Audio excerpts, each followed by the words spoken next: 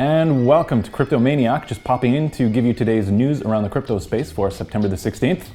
Popping in.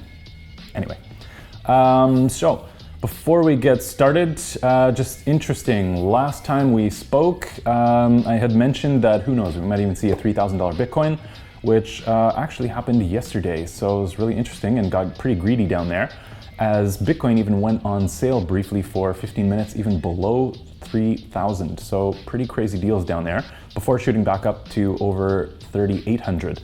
So nice to see some support, but we're a long way off, but we are over the $120 billion mark again, but obviously have a little room to grow since being knocked down. So before we really get started into things, I thought this was kind of funny, but the very first news story here, having a little bit of fun, 7 things China has banned other than Bitcoin exchanges. My two favorites personally, Brad Pitt and online dating, but also on the list, weird buildings. Dr. Seuss, what the heck is that? Historical fiction, the word Jasmine, and complicated company names. So the whole article is there if you care to read it from cryptocoinnews.com, but thought it was funny just to lighten the mood. Moving on to the first real story of the day. This just came out actually a couple of hours ago. Bitcoin in the browser, Google, Apple, and more adopting crypto-compatible API. So this article really just talks about the W3C, the World Wide Web Consortium, with the help of Microsoft, Google, Facebook, Apple, and Mozilla pairing together to push the web forward. And this is really talking about how they're all working together on trying to get compatibility within their respective browsers to allow payment systems, including blockchain adoption. So you'll be able to potentially pay through all of those different platforms in your favorite cryptocurrency, depending on what's available, certainly something like Bitcoin and Ethereum, Litecoin, and so on. So that'll be really interesting to see that come down the line. And on that note as well, another article coming out about TenX, but these are solutions including companies like Monaco as well, where they're trying to actually integrate Bitcoin into a credit card for different payment solutions. So one of the big problems, of course, is that a lot of vendors are having trouble converting over to taking Bitcoin. And there are a lot of problems associated with that, of course. How do you price really a beer in a bar, for example, when the price can change from hour to hour or round to round? So to take that pressure off, I think it's kind of interesting that you can use these credit cards as a consumer to sort of lighten that load, but that is also going to bring us, I think, definitely several steps forward. So absolutely good to see. So in the first couple of news stories, it's kind of nice to actually see China not even make mention in any of those articles, which is great, but it's a little bit hard to avoid just yet. This week is not quite over, but it's nice to see that China is starting to actually just lay all its cards down so that we can finally just get a little bit of closure. We don't want that to drag out, otherwise it'll just continue to drive the price down, which is obviously not what we want. But now that they've laid out all their cards, there are rumors floating around saying effectively that China wants to ban not only exchanges, but exchange of Bitcoin altogether in the country. So it's understandable, I guess, that they want to clamp that down. And they have really tight restrictions on how much currency can actually flow out of the country, which I totally get. It threatens bank dominance and government as well, so totally get it. That said, interestingly, it looks like that'll probably drive then a lot of business over to Hong Kong, where Bitfinex is based out of anyway. So it'll be interesting to see how that develops in that region. And again, in China, there's so many people that are just so invested in Bitcoin that it's hard to imagine they're gonna let go quite that easily. And also in the headlines, Forbes magazine put out this article, Why Big Banks Attacked Bitcoin, which I also tweeted out yesterday. For me, the first line said it all. Big banks want to destroy Bitcoin before it destroys them. So while you're at it, go ahead and let's connect on Twitter. I'm at the Crypto Maniac. It'd be nice to continue the conversation over there. But effectively, I think it's important to keep in mind as well that people like Jamie Dimon and specifically JP Morgan have a lot to lose and therefore have a vested interest in seeing Bitcoin kind of disappear as quickly as possible. And that could, of course, be for a number of reasons, including something to the effect that at the moment we are seeing a lot of fiat currency flowing out of traditional markets, as we've talked about before, and into the crypto space. So I think that's threatening companies and big banks like JP Morgan. And there are calls that that will only increase over time. So I think that's a little bit alarming. Could also be, who knows, that they maybe really do want to pick up some cheap Bitcoin at the bottom. So those are always a lot of conspiracy theories that are flying around, but who knows if there's a little bit of truth to them. And also, speaking of JP Morgan, so this also came out the other day, which I thought was actually kind of hilarious. This article from the New York Post comes out, and just with the headline, "It's about time someone called out Bitcoin for what it is," specifically referring to Jamie Dimon's comments that Bitcoin is simply fraud. And I thought the headline was just hilarious, saying that it's about time someone called it out for what it is, because nobody's ever called Bitcoin fraud or a pyramid scheme or Ponzi scheme or any of those things. Anyway, moving on. One thing that comes to mind regarding that whole topic is Britney Spears. Now, what does Britney Spears have to do with Bitcoin? Well, nothing. But the point being that I personally never really loved Britney Spears, but I also never really had much cause to discuss that publicly before. Because why would it matter, right? So that's just my opinion, and I certainly don't feel threatened by her, so I would never really even bother saying that. But the point being that people like JP Morgan are showing, I think, their hand a lot in even publicly denouncing something like Bitcoin, because if it really were something like Britney Spears to me, then Bitcoin to JP Morgan, if they didn't really feel all that threatened or emotionally attached to be able to put out a jab against Bitcoin, then they wouldn't really have anything to say and would just let it go by. So I think that's a really telling thing about that. And also interesting to note, I looked up an article from 2008. This is from March 2008, so just during the huge housing collapse, that the big banks and government had a ton to do with. So JP Morgan got bailed out $12 billion, let's not forget. And down here, we see that that increased the bank's market cap by more than 12 billion.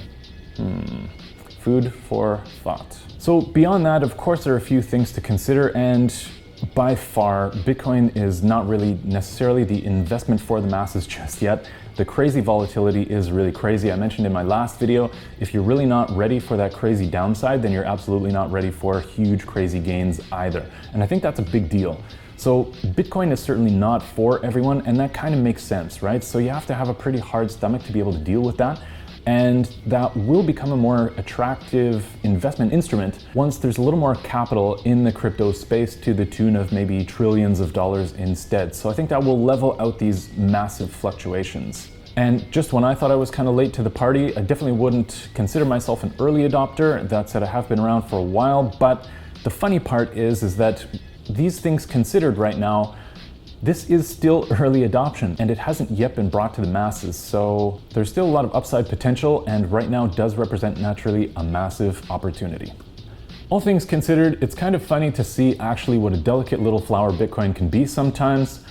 Even though we've got all of these stereotypes attached to Bitcoin for drug dealers, child traffickers, and other hardened criminals and things like that, it's really interesting to see when somebody like Mark Cuban sneezes and says something like Bitcoin is in a bubble really casually to some reporter. We really do take a hit, and certainly these comments by somebody like JP Morgan. Something like China is obviously a little bit more serious, but it just goes to show that we're not quite there yet, and there are a lot of things that can really blow us back quite far that will set us back in time, which is just plain something we'll have to contend with for the next little while until more and more people see Bitcoin for what it really is. And so today I had to look specifically for news on Ethereum, because I always have this thing, right, which I've also said before, which is that Ethereum and news on Ethereum kind of gets overshadowed by all things Bitcoin, and certainly that is in the spotlight right now. So I did a little bit of digging around, and there's not really that much news on it aside from Metropolis could be on Ropsten as early as Monday, which was already predicted for the 18th of September. So this is going to be the testnet that's going to be coming out as the first phase of the new hard fork coming out for Metropolis, which, as we've also talked about before, which is going to be split into two, so Byzantium.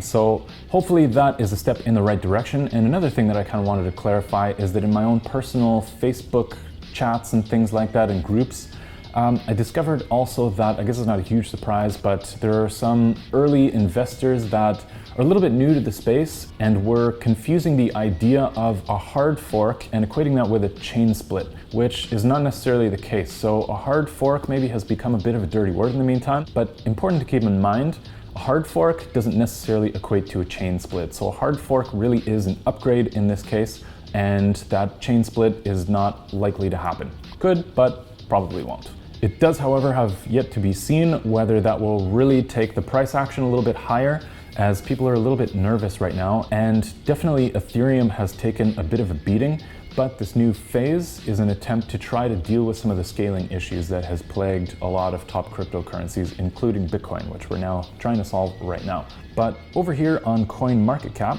and just zooming into the last year and overlaying the Bitcoin price, Ethereum took a real hit and topped out here at around 0.15 Bitcoin, but is sitting right now well below 0.07. So the best bet over the last couple of months definitely would have been to hold Bitcoin and not Ethereum.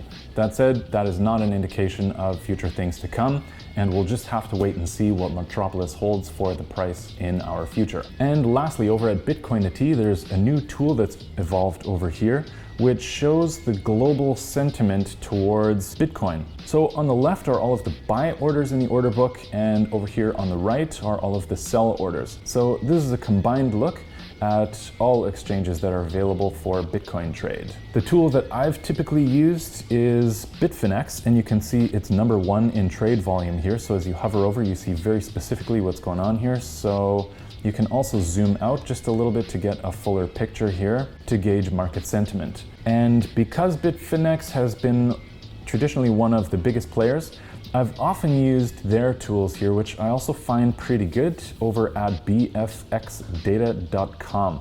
So on this page, you can see a few different trading pairs, and it gives you a bunch of interesting information here. So just shows you the 24-hour price difference, the high, of course, low, all those sorts of things, bid, ask, but also the change in trading volume over the last 24-hour period.